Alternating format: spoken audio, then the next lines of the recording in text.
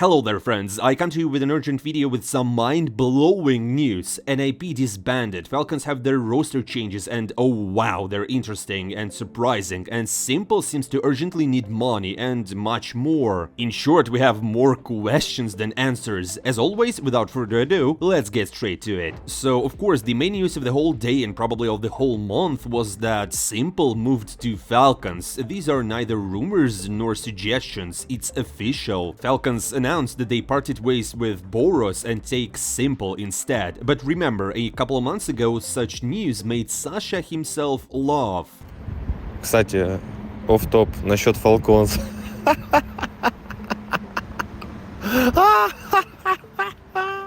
And well, now S1MPLE is officially on the new team, for now only for a month though. As you know, Falcons were eliminated from the RMR, which means they're not going to the major, and in the next month there is only one tournament waiting for them, Blast Showdown, which is basically the lower bracket from where you can go to the Blast Finals. In general, the Sheiks timed everything perfectly. Until the end of April, except for the major, no one will have any important tournaments. ESL Pro Leagues start somewhere around there for 3 weeks, so you can calmly practice and really understand whether S1MPLE is right for your team or not. And the most important thing here is that the Sheiks, I remind you, bought S1MPLE for $1 million, the top 6 player in the world. It's unlikely that they hired him so he would just switch to rifle now. Moreover, he plays excellently with AWP. I mean, just look at the recent tournaments and recent results. And this means that S1MPLE will most likely switch to rifle or become the second supporting AWP, which is really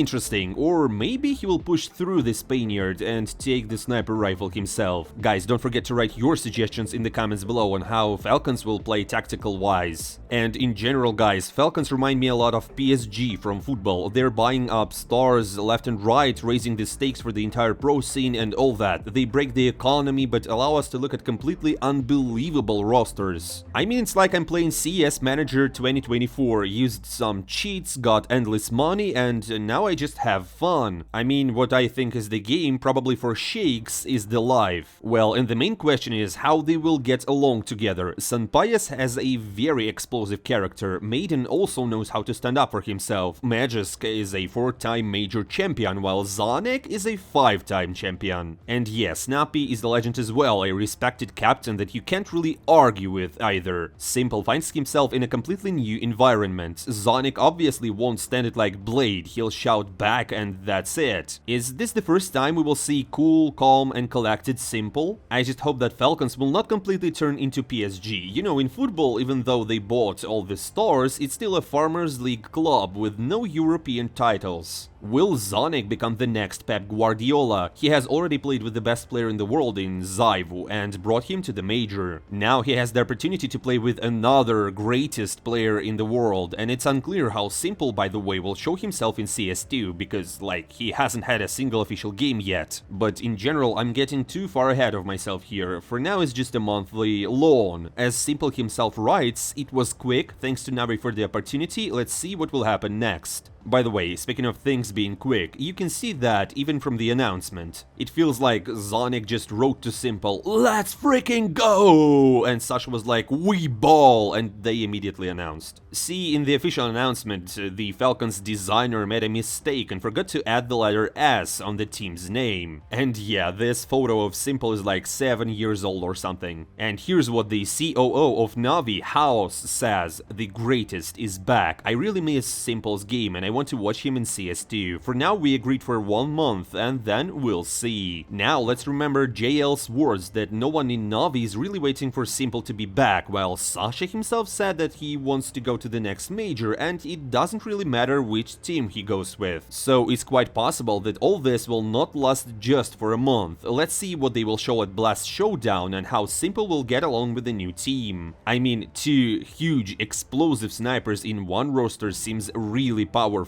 Some people don't even have 1 op, but here you have 2 at once, right, Cloud9? Well, and here's how the community reacted. Canadian! Do you see this? Yeah, I'm looking. Did you not? Please welcome S1MPLE, who'll be making history tonight. Do you see this or no? Is this official? Yes. Is this official? Yes! Huh? In the end, S1MPLE does come back, not as an AWPer. He rifles instead of Boros in Falcons and they win the next major.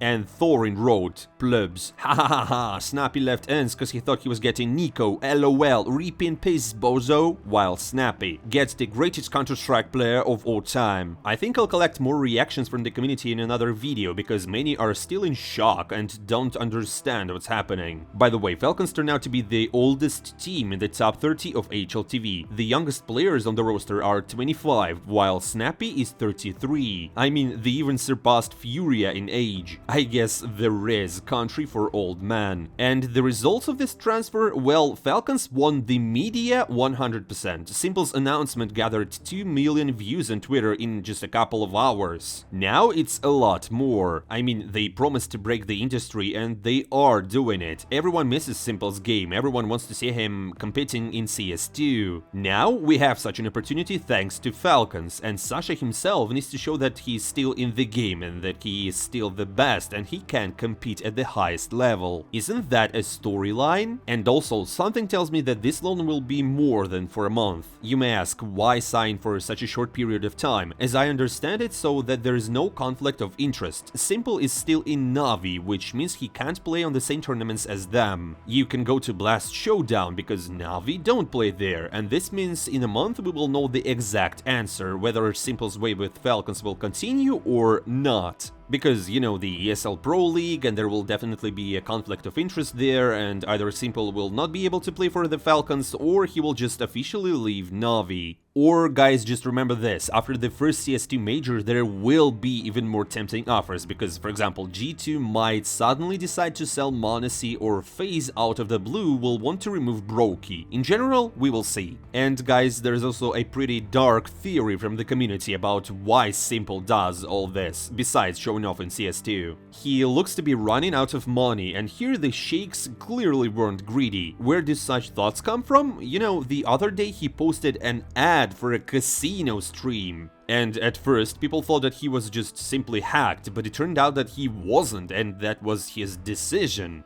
But friends, let's talk about something else besides Simple, even though it's really exciting. The news about Falcons eclipsed all others, for example the fact that NIP disbanded, well almost, after a disastrous relegation from RMR with an 0-3 they decided to completely change the lineup. Only Raz and Captain Alex remained on the team, Confeg, S-Stack and Hattrick are leaving the main roster. For now, these three will be replaced by the guys from the academy. And you know what friends, NIP's money has always been in order, so this is the first real contender for big transfers after the major. And now friends, let's finally discuss the RMR Group B. I think you might not be interested in this after such huge news, but let's still quickly go over the main results. Vitality started the Group B first, and after a shameful departure from Katowice, the guys are super angry. They came and just destroyed Game Religion 13-2. And wow, Zyvu played his best map of his career with a rating of 2.86, 24 frags to 4 deaths, ADR 163.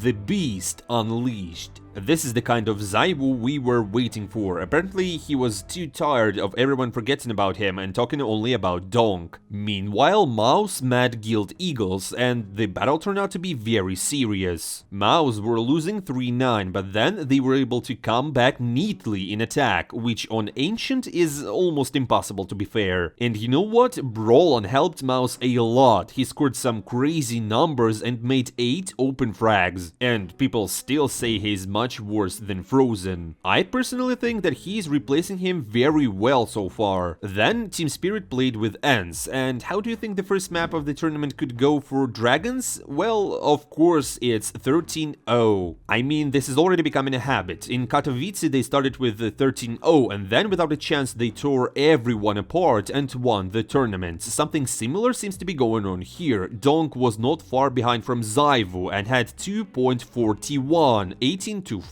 I guess now we have a new battle for the top 1. Next, Monte played, and they had a sub because SDY fell ill and they missed him very much, to be honest. They lost to Aesthetic and now are 0-1 in the group. Ahead, a super interesting game between Apex and OG. Well, no. Too easy for JCam. He soloed the opponent, 13-5. But of course, you and I were waiting for Cloud9 against cheaters from Para. Surely, as expected, at a LAN, Para players are no longer as strong. They were able to squeeze only 3 rounds from Cloud9, while Boomich just had some fun with a knife. He's got 2 to find. Aaron in the clutch. Aaron finds the head. Oh, he's running out of bullets. He's on the knife, trying to close the gap. What are you doing, Aaron? He's gonna knife him. Boomich takes it, and oh, that's gonna hurt.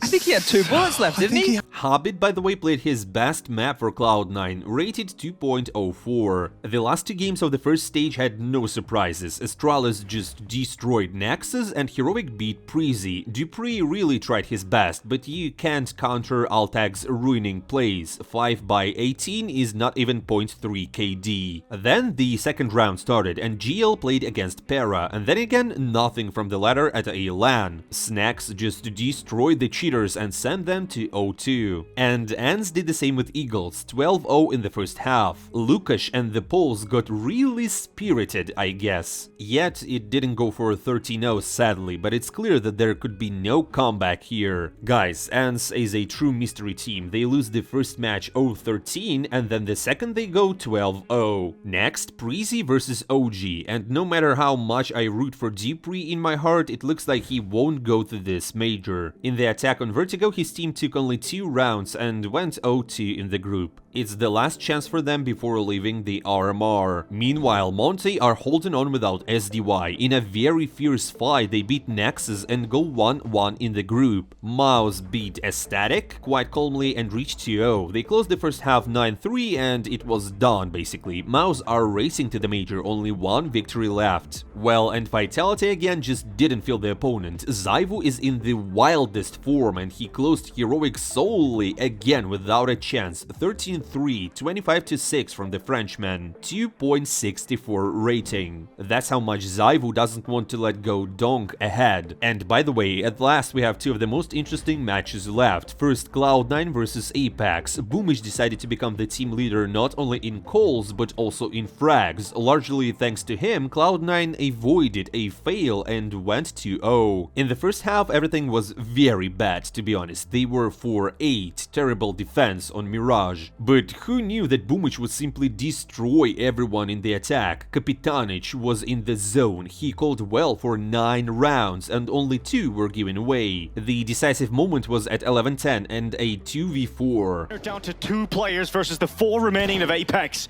Perfecto with a great shot. Axel with an even better one. And just like that, it's flipped back in favor of Cloud9. Sense is sprinting back to B. Still encroaching closer and closer. Axel's around the left corner now, detected by Perfecto. Axel will drop Sense. What a recovery from Cloud9. Well, that's it for Cloud9. 13-10. It was really close. So far they lack Electronic, while Exile is just a faded version of his past self. So now they need to win 1 more match to get to the major. Congratulations to the guys on a successful first day, and now let's move on to the last game, Spirit versus Astralis. The Dragons surprised everyone and for some reason left Vertigo for a best of 1. Over the past 3 months, they have played only 1 time here against VP at BB Dacha, and there it was a best of 5, so it had to be done sooner. And yeah, Astralis plays Vertigo really well, so it was obviously difficult, but Donk doesn't care. We'll swipe him away, but Donk is confident. He gets this out of the smoke, and this Deagle looking to break them apart, and Donk, oh, so close. 1 more bullet, and he had it, but he's got the AK, and Donk, despite everything being thrown at him, the AK-47 is picked up and swiping away Astralis. You cannot stop him despite the weak weaponry. That's pretty crazy play. This is all good, of course, but in fact, Astralis are the first team to at least somehow stop Dong. 15-20, you definitely don't expect this. This guy never hit less than 140 at Katowice, and here he didn't even hit 1 KD. In general, the decision to go with Vertigo was not the good one. Astralis were leading 11-8 and were ready to finish the match. However, Chopper set up his Cerberus for a comeback, and they really did it. At 9-11, they closed closed out B anchors without any problems. 3 frags in a couple of seconds and the score becomes super close. At 10-11, Chopper again called for B and again Astralis couldn't stand it. Spirit found a weak point and just pressed it. Team Spirit breaks the economy, breaks Astralis and goes 12-11. Well, and the last round is a pure masterpiece from Shiro. Right onto 2. Starrett brings down a couple. Down eradicates them and Shiro into the clutch. This could be a 1v3 to close it out right now. And it's Blame F left on the other side. Shiro's wondering where he's gone, but he hasn't gone inside of the smoke. And now with limited time, Shiro has to stick it, has to go for it, and now he has to go for the kill! And that's exactly what he's got! Shiro right at the end! What a magnificent clutch, 1v3, and now Spirit goes to 0. Astralis managed to turn off Donk a little, but the rest of the Dragons didn't fail. Team Spirit is just one step away from the major. Guys, it was a very busy gaming day. So far, everything is going really great. We continue to watch RMR because today we're waiting for great matches in the best of 3. To make sure you don't miss anything CS2 related, don't forget to hit that subscribe button and follow my channel. I'm not saying goodbye for a long time. See you soon.